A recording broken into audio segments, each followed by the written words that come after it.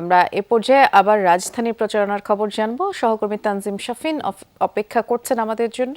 শাফিন, কিছুক্ষণ আগেও আপনি নিউ মার্কেট এলাকার প্রচারণার খবর জানাচ্ছিলেন। এখন যেখানে আছেন সেখানে ভোটার যারা আছেন তারা কি বলছে? আসলে তারা এমন কোন প্রার্থীকে নির্বাচিত করতে চায় এবং তাদের মাধ্যমে কি কি প্রত্যাশার প্রতিফলন ঘটাতে চায় সেগুলোই জানতে চাচ্ছিলাম। বৃষ্টি, আর মাত্র ৮ দিন সময় হাতে আছে প্রার্থীদের ইশতেহার প্রতিশ্রুতির মধ্য দিয়ে ভোটারদের মন জয় করে নেওয়ার জন্য। আপনি যেমনটা বলছিলেন যে আমি কিছুক্ষণ আগেও জানাচ্ছিলাম যে ধানমন্ডি নিউ মার্কেট এই এলাকায় প্রার্থীরা সারাদিনব্যাপী প্রচারণা চালাচ্ছিলেন। তারা সেই প্রচারণায় প্রতিশ্রুতি দিচ্ছিলেন, অঙ্গীকার করছিলেন এই সংসদীয় আসনটির অর্থাৎ ঢাকা 10 সংসদীয় আসনের উন্নয়নের জন্য।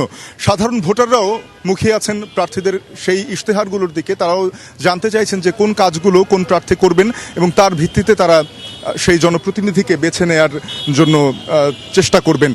তো ভোটের আগে এখন পুরোপুরি আমেজ চলছে, তার মধ্য দিয়ে প্রচারণা চলছে। আমরা সরাসরি সাধারণ ভোটারদের কাছে জানতে চাই যে এই এলাকার সম্পর্কে জানতে চাই যে আপনার এই এলাকায় নিয়মিত যাতায়াত আছে কিনা, যদি থাকে তাহলে একটু বলবেন যে এটি একই সাথে আবাসিক, বাণিজ্যিক এবং কর্পোরেট এলাকা। এই ধানমন্ডি নিউ মার্কেট ঢাকা 10 সংসদীয় আসনে কি কি সমস্যা রয়েছে বলে আপনি মনে করেন? আচ্ছা, আমি এই এরিয়াতে মূলত যাতায়াত করি অ্যাটলিস্ট 1 যুগের বেশি সময় হয়ে গেছে, 1.5 যুগ, 18 বছর যাবত যাতায়াত করছি। এই যে পিলখানা যে একটা ঘটনা ঘটে গেল, এরপর থেকে কিন্তু এই এলাকার সাধারণ মানুষ একটু আতঙ্কে থাকে।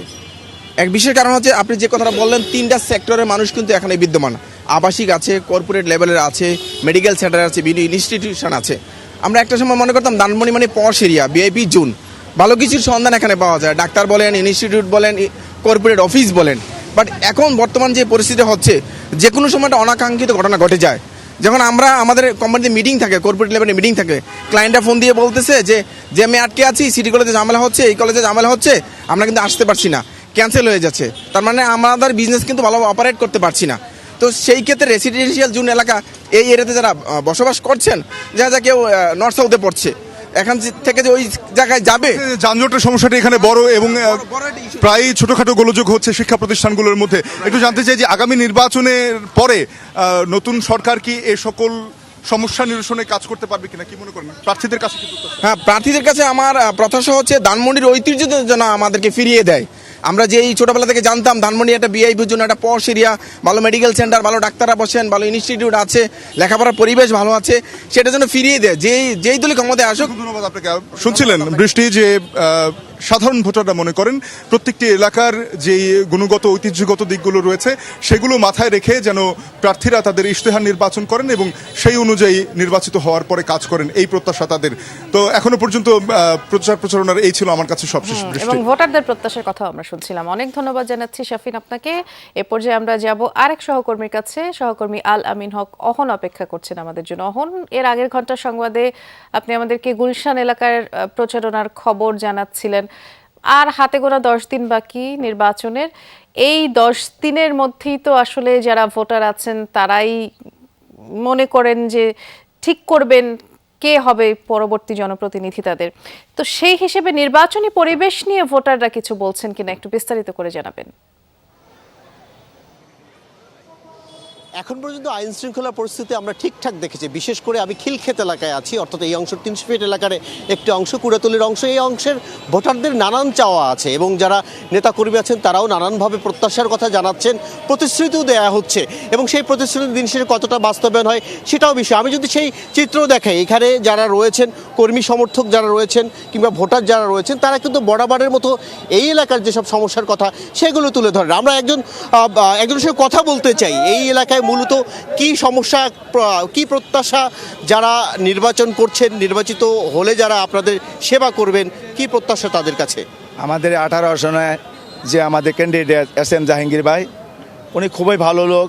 আমাদের অনেক সমস্যা আছে। সমস্যা বলতে গ্যাস তো নাই, আমাদের টোটালি একেবারে বন্ধ গ্যাস, আমরা কি করতে পারতেছি না। আরেকটা সমস্যা আমাদের খিলক্ষেত বাজারের সাথে একটা কানেক্টিং, মানে একটা আন্ডারপাস বা একটা যদি একটা ব্রিজ করে দেয় তাহলে আমরা মানে চলাচলের জন্য 4টা রাস্তা পারে যাওয়া লাগে স্কুলের পোলাপান। এটা যদি আমাদের হয় আমাদের জন্য অনেক উপকার হবে। মাদক কিশোর গ্যাং এটা তো একেবারে মানে পুরা ভরপুর এলাকা। মানে আমার কুড়াতলিতে সবচেয়ে বেশি বিগত 17 বছর থেকে যেই ব্যবসায়ীরা করতেছে এরই আবার করতেছে এই ব্যবসাগুলা, পুলিশ প্রশাসনের কাছে আসে না। মানে আমরা চেষ্টা করতেছি যাতে এলাকাটা ভালো হয়, ভালো একটা পরিবেশ করতে পারি। মাদক নির্বাচিত হবেন, আমরা জানি যে নির্বাচিত হলে মাদকের বখরা তিনি পান অনেকেই। যিনি নির্বাচিত হবেন তিনি কি আবার বখরা নিয়ে এটি পৃষ্ঠপোষকতা করবেন কিনা? না না না, প্রশ্নই আসে না। একটা ভালো লোক, একটা ভালো লোক, উনি প্রথমে এটার উপর চাপ দিছে যে বলে আমি যদি এই এলাকার এমপি হইতে পারি তাহলে আমি অবশ্যই অন্তত মাদক, তারপরে এই যে কিশোর গ্যাং, চাঁদাবাজি, হ্যাঁ বন্ধ বৃষ্টি, আপনি শুনছিলেন আসলে এলাকার মানুষের নানান চাওয়া আছে। যেমন প্রথম চাওয়া একটা আন্ডারপাস হোক খিলক্ষেতের সঙ্গে, অর্থাৎ যাতায়াতের যে সুযোগ সুবিধা বৃদ্ধি হোক। মাদকের কথা যেমনটি বললেন, কিশোর গ্যাং তো আছেই, একই সঙ্গে এই এলাকায় জলাবদ্ধতা তৈরি হয় বৃষ্টি হলে। নিশ্চয়ই জনপ্রতিনিধি যেই আসুক না কেন, নিশ্চয়ই ভোটারদের, কর্মী সমর্থকদের যে চাওয়া আছে সেটি অবশ্যই পূরণ করবেন। বৃষ্টি, ধন্যবাদ, আপনি বেশ বিস্তারিত করে আমাদের জানাচ্ছিলেন অহন।